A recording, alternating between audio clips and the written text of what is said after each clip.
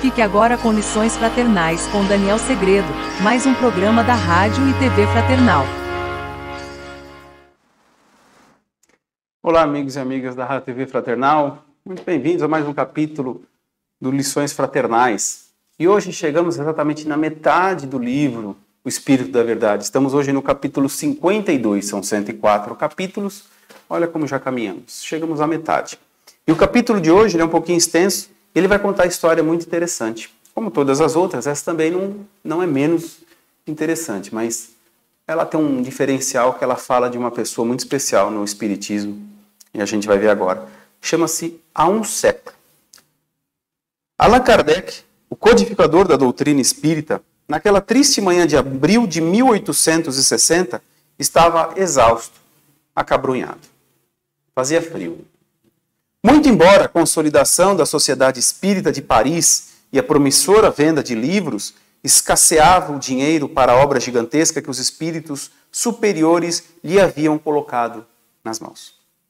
A pressão aumentava. Missivas sarcásticas avolumavam-se à mesa.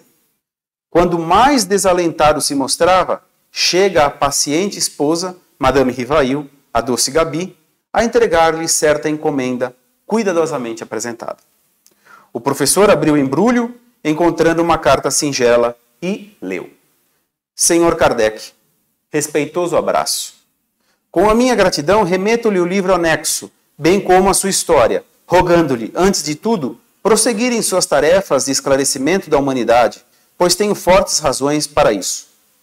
Sou encadernador desde a meninice, trabalhando em grande casa desta capital. Há cerca de 2 anos, casei-me com aquela que se revelou a minha companheira ideal.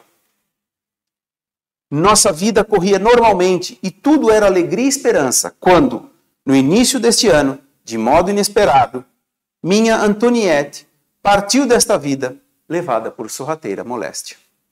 Meu desespero foi indescritível e julguei-me condenado ao desamparo extremo. Sem confiança em Deus, sentindo as necessidades do homem e do mundo e vivendo com as dúvidas aflitivas de nosso século, resolvera seguir o caminho de tantos outros ante a fatalidade. A prova da separação vencera-me e eu não passava, agora, de um trapo humano. Faltava ao trabalho e meu chefe, reto e ríspido, ameaçava-me com a dispensa. Minhas forças fugiam. Namorava diversas vezes o rio Sena e acabei planeando o suicídio. Seria fácil, não sei nadar, pensava. Sucediam-se noites de insônia e dias de angústia, em madrugada fria, quando preocupações e o desânimo me dominaram mais fortemente, busquei a ponte Marie. Olhei em torno, contemplando a corrente. E, ao fixar a mão direita para atirar-me, toquei objeto algo molhado que se deslocou da murada, caindo-me aos meus pés. Surpreendido, distingui um livro que o orvalho me descera. Tomei o volume nas mãos e, procurando a luz mortiça de poste vizinho, pude ler, logo no frontispício, entre irritado e curioso, esta obra salvou minha vida. Leia com atenção e tenha bom proveito. A. Laurent. Estupefato, li a obra O Livro dos Espíritos, ao qual acrescentei breve mensagem. Volume esse que passo às suas mãos abnegadas, autorizando o distinto amigo a fazer dele o que lhe aprouver. Ainda constavam da mensagem agradecimentos finais, a assinatura, a data e o endereço do remetente. O codificador desempacotou, então, o exemplar de O Livro dos Espíritos, ricamente encadernado, em cuja capa viu as iniciais do seu pseudônimo e na página do frontispício, levemente manchada, leu com emoção não somente a observação a que o missivista se referia, mas também outra em letra firme. Salvou-me também. Deus abençoe as almas que cooperaram em sua publicação. Joseph Perrier. Após a leitura da carta providencial, o professor Rivail experimentou nova luz a banhá-lo por dentro. Conchegando o livro ao peito, raciocinava, não mais em termos de desânimo ou sofrimento, mas sim na pauta de radiosa esperança. Era preciso continuar, desculpar as injúrias, abraçar o sacrifício e desconhecer as pedradas. Diante de seu espírito turbilhonava o mundo necessitado de renovação e consolo. Allan Kardec levantou-se da velha poltrona, abriu a janela à frente, contemplando a via pública, onde passavam operários e mulheres do povo, crianças e velhinhos. O notável obreiro da grande revelação respirou a longos haustos e, antes de retomar a caneta para o serviço costumeiro, levou o lenço aos olhos e limpou uma lágrima. Hilário Silva. Muito bem, meus amigos. Capítulo 52, há um século, ele conta aqui uma historinha, Hilário Silva, ele narrou aqui uma gratidão de duas pessoas que deixaram de se suicidar, que tiveram suas vidas salvas por conta do Livro dos Espíritos. Como vocês acompanharam na leitura, esses dois estavam a ponto de dar fim à vida.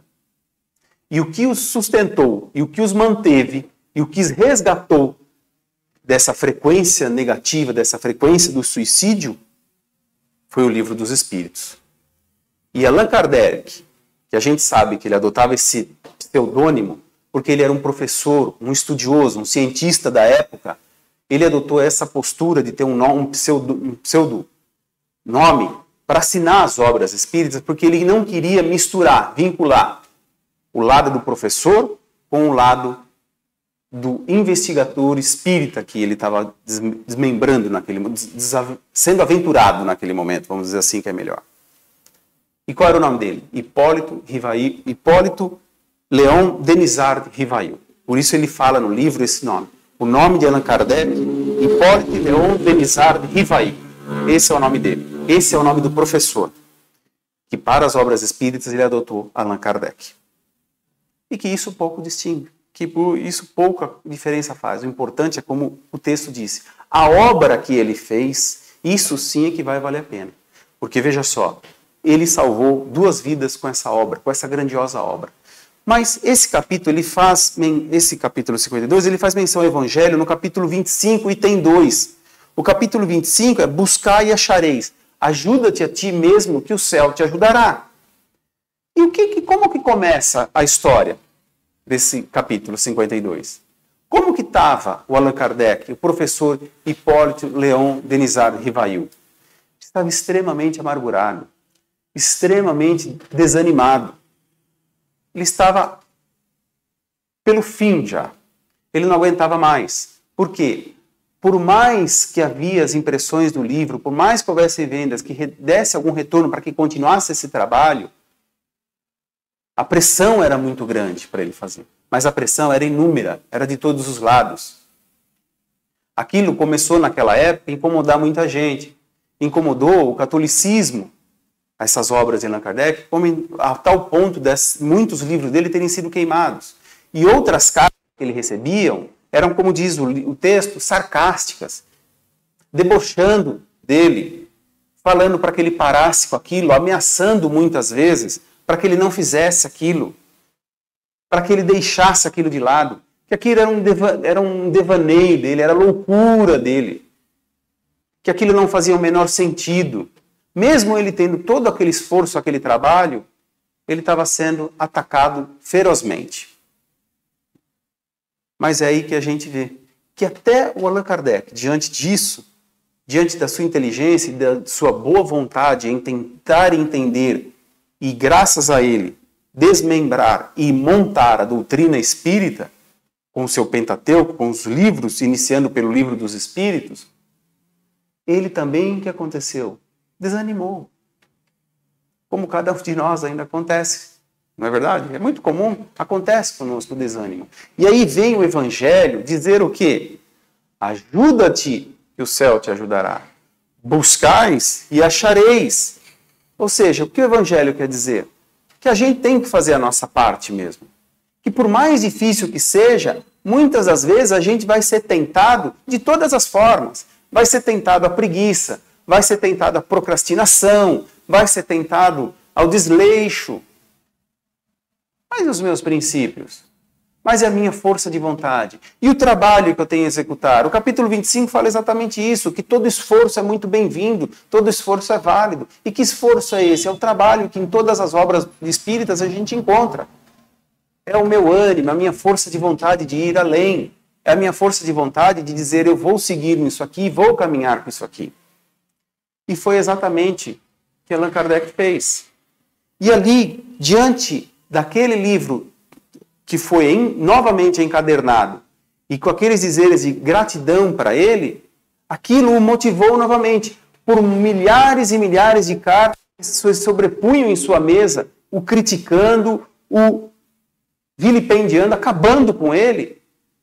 Aquilo foi o que deu força. Que ele vê que ele fez o mínimo de diferença na vida de duas pessoas. O mínimo, que foi o máximo. Porque, na verdade, ele poupou duas vidas. Na verdade, ele salvou duas vidas. E aí, quantas vezes nós, trazendo para nós também não nos encontramos desanimados e vemos que a vida continua. Achamos que quando acontece alguma coisa na nossa vida, vai parar tudo, vai acabar tudo. Mas temos que fazer como Allan Kardec fez. Ele olhou pela janela e viu o quê? Que lá fora a vida continuava. Os operários indo trabalhar, as senhoras caminhando, cumprindo com seus compromissos, as crianças indo para a escola, os velhinhos seguindo a vida. E assim é. E todos ali, com certeza, tinham os seus problemas, as suas amarguras, as suas tantas dificuldades, mas que seguiam a vida. E isso é para nos encorajar. Isso é buscar e achareis. E ajuda-te a ti mesmo, e o céu te ajudará. É a consequência. Faça a tua parte, que o céu complementa. Faça a tua parte no lado bom, que o resto vem por acréscimo. É isso. Então, nós temos esses momentos de desânimo, claro, Allan Kardec também teve, mas a gente só não pode esmorecer, a gente só não pode entregar os pontos, porque nós jamais, cansaram de falar, e isso não cansa na verdade, é só a repetição, mas a repetição se dá pela nossa teimosia, de sempre achar que às vezes a gente não está amparado, é ao contrário, nós sempre estamos amparados. Quem desampara por si só somos nós mesmos que muitas das vezes deixamos esse desamparo de lado. Então, ajuda-te e o céu te ajudará. Esse é o recado. Essa é a mensagem do capítulo 52. Eu vou ficando por aqui, leia o Evangelho e até o próximo programa. Tchau!